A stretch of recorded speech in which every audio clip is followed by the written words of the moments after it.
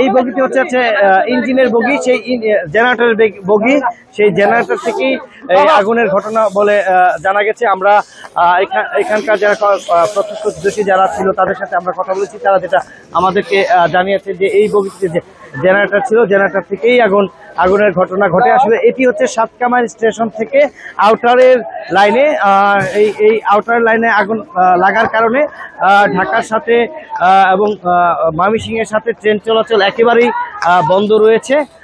প্রায় দীর্ঘ 1 ঘন্টা যাবত আসলে এই ফায়ার সার্ভিসের যারা রয়েছেন তাদেরকে ফোন দেওয়ার পরে তারা এসেছেন, আসার পর আসলে এই আগুন নিয়ন্ত্রণে এনেছেন।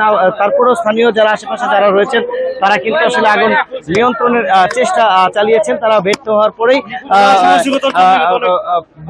পরেই আসলে এই ফায়ার সার্ভিসকে ফোন দেওয়া হয়। ফোন দেওয়ার পরে ফায়ার সার্ভিস এসে আগুন নিয়ন্ত্রণের চেষ্টা চালিয়েছে। আমরা একটু যদি ভিতর থেকে দেখাতে চাই, ভিতরে আসলে সবকিছুই পুড়ে গিয়েছে, কোনো কিছুই অবশিষ্ট নেই। একেবারেই যেসব সিটগুলা ছিল সেগুলো সব পুড়ে গিয়েছে, একদম ভিতরে যা ছিল সবকিছুই পুড়ে গিয়েছে। আসলে এখন আসলে ঢাকার সাথে ট্রেনের যোগাযোগ একেবারেই বন্ধ রয়েছে। আমরা এখানকার একজন প্রত্যক্ষদর্শীর সাথে কথা বলবো। আমি সাবেক এলএম শাহাবুদ্দিন, আমার টিকিট নাম্বার ছিল 270। এখন আমি বাজার থেকে আসার পথে দিকে গাড়ি দাঁড়ায় গেছে। কেন দাঁড়াইলো? চিন্তা দেখলাম পিছনের দিকে তাকায় দিয়ে গাড়িতে আগুন লাগছে। আগুন লাগার পরে গাড়ি দাঁড়ায় গেছে, আগুন লাগছে। আমি আইসা চিন্তা ভাবনা করিয়া তাড়াতাড়ি করে 2 গাড়ি 2 দিকে ভাগ করে দিলাম, হুক খুলে দিলাম, আলাদা করে দিলাম। আলাদার পরে এই দেশের জনগণে সবাই ভিক্ষা 2 গাড়ি ভাগ করা হয়েছে। এই ঘটনায় কোনো যাত্রী আহত অথবা হতাহত হয়েছে? আমি এটা কোনো পাওয়া যায় না, এদিকে আমি দেখি নাই।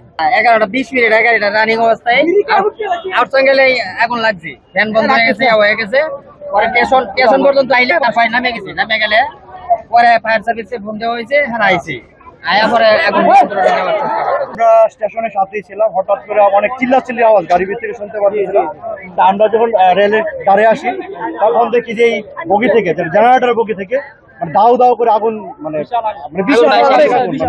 তারপর আমরা স্থানীয় যারা ছিল দৌড়ে আসি, পাশের বাড়ি থেকে পানির লাইন করে এবং স্থানীয় অনেকেই মানে যে যার মতো পারছে বালতি দিয়ে, কেউ মানে ওই বালু দিয়ে, আমরা অনেক চেষ্টা করছি। এবং সবচেয়ে আমি যেটা ধন্যবাদ জানাই যে সাবেক যে রেলের যে কর্মকর্তা ছিলেন শাহাবুদ্দিন ভাই, উনি জীবনের রিস্ক নিয়ে, সুতরাং জীবন আমরা এত আগুন মানে কাছে যেতে পারছি না, জীবনের রিস্ক নিয়ে জয়েন্টটা খুলে এবং 2টা বগি স্থানীয় জনগণ মানে হাত দিয়ে পেছনে আগুনের সূত্রপাত হচ্ছে যে জামালপুর মোহনগঞ্জ গ্রামে যে মহুয়া ট্রেনটি, সেই ট্রেনের যে জেনারেটর যে বগিটি রয়েছে সেই বগিতেই আসলে এই আগুনের ঘটনাটি ঘটে। আসলে জেনারেটর থেকে আগুনের সূত্রপাত হয়।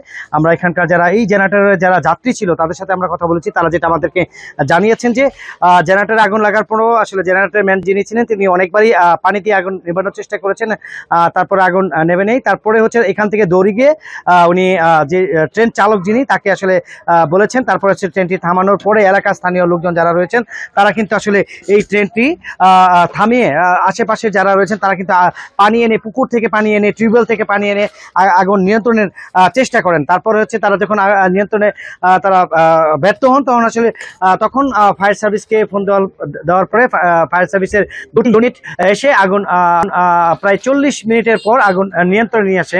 আমরা একটু দেখানোর চেষ্টা করছি যে জেনারেটর রুমটাতে আগুন লেগেছে, সেই জেনারেটর রুমে আমরা আছি। এই জায়গাটা থেকে আসলে আগুনের সূত্রপাত ঘটেছে। এখান থেকেই আগুন লাগার পর আসলে পুরো বগিটি সেটি একদম পুরো পুড়ে গিয়েছে। দেখতে পাচ্ছেন যে ফ্যানগুলো পুড়ে গিয়েছে, ভিতরে যে আসবাবপত্র ছিল সেগুলো পুড়েছে, যে এখান থেকে যে লাইন বিদ্যুতের লাইন দেওয়া হয় সেটি কিন্তু পুড়ে গেছে। এখানকার অবশিষ্ট কোনো কিছুই বাকি নেই, সবগুলোই কিন্তু আসলে দেবাশিস পুড়ে গিয়েছে।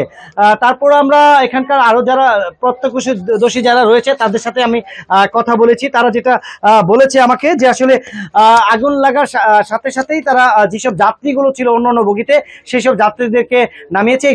এই আগুনের ঘটনা আসলে এখনো পর্যন্ত কোনো হতাহতের ঘটনা ঘটেনি।